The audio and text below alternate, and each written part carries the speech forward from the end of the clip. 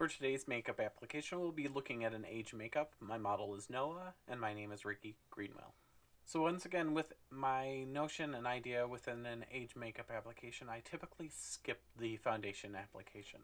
Here, I'm looking at those unevenness, imperfections, all the qualities of the skin that we're trying to cover up with foundation. I'm wanting to show through so that I could actually utilize the skin's natural unevenness in my appearance. This is where it's a great advantage when I'm doing things like age makeup, or if I'm doing makeup that I may have a character that may have a sicker appearance or need or something like that. So here I'm just kind of starting off with the brow area of the face, and I'm utilizing a flat brush with some hair white or hair cream, and just going through and starting off by aging the brows. And you can see that I'm trying not to touch the skin or hit the skin, and my objective here is to actually utilize the brush in a flat matter, and I'm kind of trying to comb the product into Noah's hair and not really trying to hit the skin in and of itself. Taking that same brush, utilizing some of the cream hair white, and I'm just going around the hairline itself just to kind of give that appearance of age, and I'm just trying to do the same notion as I'm raking that product, trying to hit the hairline, and I'm going from root to tip so that it makes it look like the product is actually growing from the hairline itself, or it's growing from the skin into the product. I started with the flat brush, and then I'm going just in with a brow comb, and I'm raking the product. So if anywhere that I notice that I may have hit the skin, just do a little scrubbing motion and hitting the skin. And some of the reasons I'm going through doing my hair first with this application is just a matter of this way I can take time, clean up any areas that I may have hit the skin or touched the skin with white product. Seeing that Noah has a darker skin complexion, it's just a matter of that white product will bounce or pop a little bit more, and my objective here is to just start with the aging within the hairlines or into the hair of the actor, so then I can go through, clean up anything. It's always a matter of just trying to make sure that I'm working with a clean skin or clean palette. And here just utilizing that same flat brush, working with the as a mascara, so that I'm actually just going through and brushing that product onto the hair of the lashes, both top and bottom lashes. Now I'm going in with my shading product, and I'm starting to do my age application, where I'm going to work into that nasal brow area and just give my appearance of just that rounded shape that is going to occur. I'm going to ask Noah to kind of express or emote his face, and I'm going to kind of try to see where those line marcations that are happening, and then I'm going to start my paint. The line quality that I'm looking for when I'm doing an age makeup is I'm looking for a line that kind of tapers, so that it's going to be a little thin on the ends, can get a little thickness to the middle, and then taper down to a thin line itself. When working with age and working with like lines on the face, there's a couple things that could happen. I could be working with age, or I could be working with shape. These are some just basic art concepts, but just a matter of what it is. That is this a line that I'm trying to achieve a line look, or is it an area of the face that is actually needing contour or shape?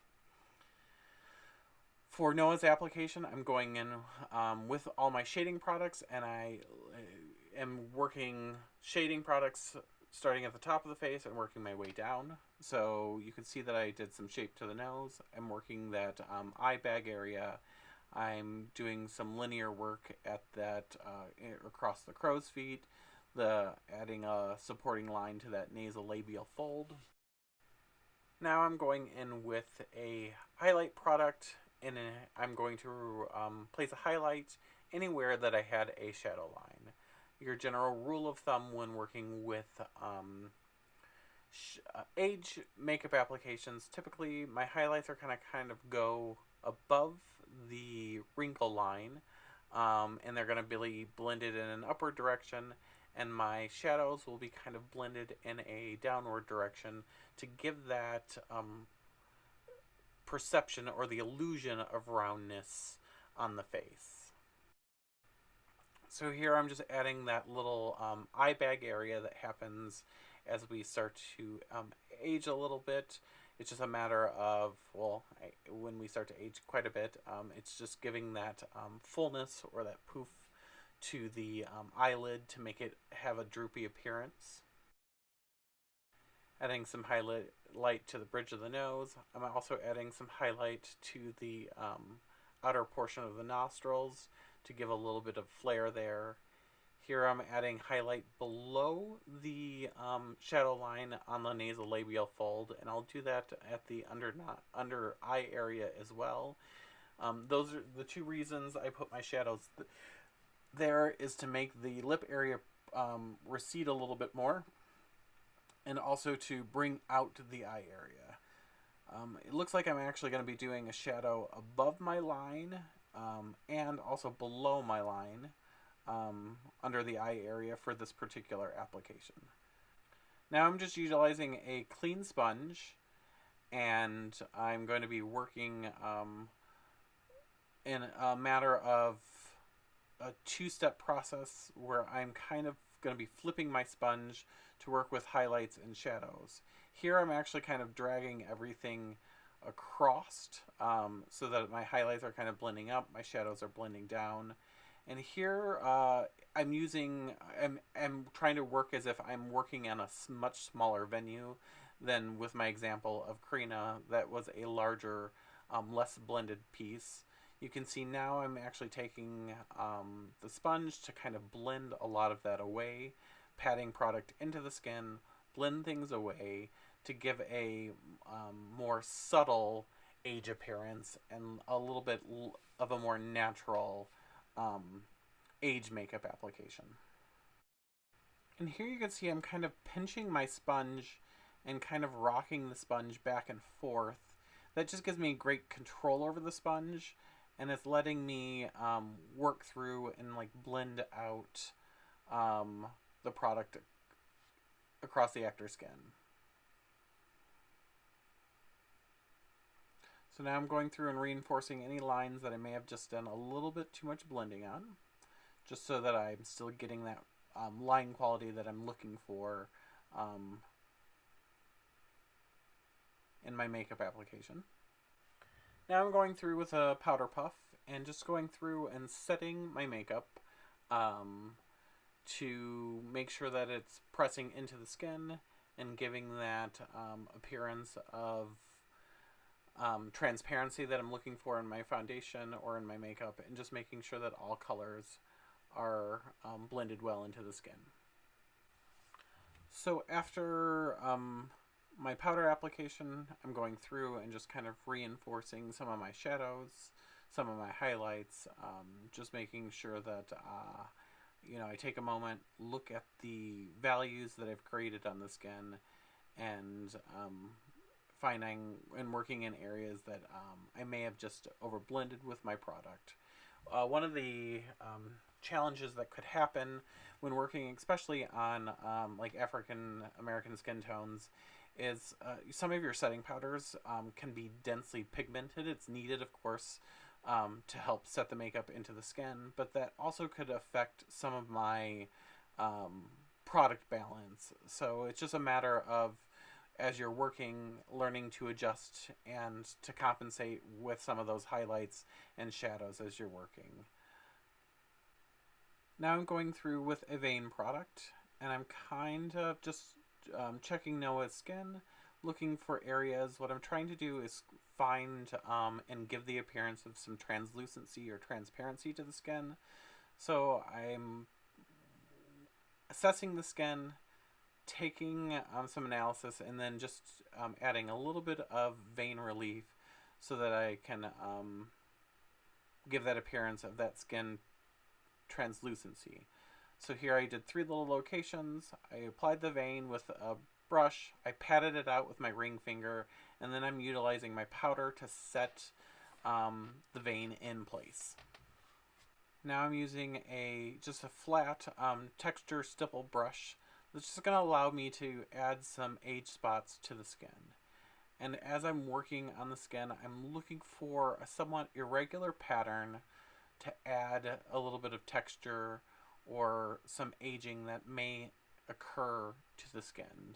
Also, I'm just looking at making sure that the skin is broken up a little bit and not so even in its appearance.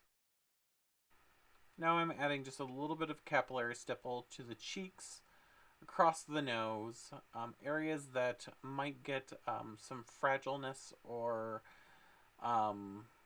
exposure as far as the elements are concerned. And you'll see once again I'm using my ring finger to blend out any of that product before I set it in with a powder puff. Now I'm going through utilizing a stipple sponge, and I'm adding a little bit of some highlight accent to the beard stipple or to the natural beard growth of my performer or Noah, just to give that age appearance. So just a little bit of a cream-based color, not so strong as a hair white, just to give me a broken up texture to the natural beard stubble that my performer already has. Here I'm just using a makeup sponge, just kind of to dab and pat into the skin, just to make sure that I'm blending it to give that appearance that it is color coming from the hair itself and not makeup sitting on top of the skin. Now I'm asking Noah to pucker his lips out. I'm utilizing just a lighter tone product just to give some unevenness to the lips so that I can actually see where some of the lips are actually kind of puckering out. Now I'm going through with some natural men's lip color and just kind of filling in the rest of the lip. And I'm dabbing it on just to give that broken appearance. I'm going to use a tissue just to pull off any extra. And seeing that Noah kind of smudged his lips together, I'm kind of going back, reinforcing a little bit with that highlight product, then setting it in place with my tissue. This, you can see, that's going to just have a little bit of faintness or brokenness. Could even give that dryness to the lips that we see with either elemental exposure or that happens with age. Doing one final dusting of powder to set the face. And now we have our completed makeup. So it's my hope that you learned something with me today. And remember, if you believe it's possible, you can make it possible.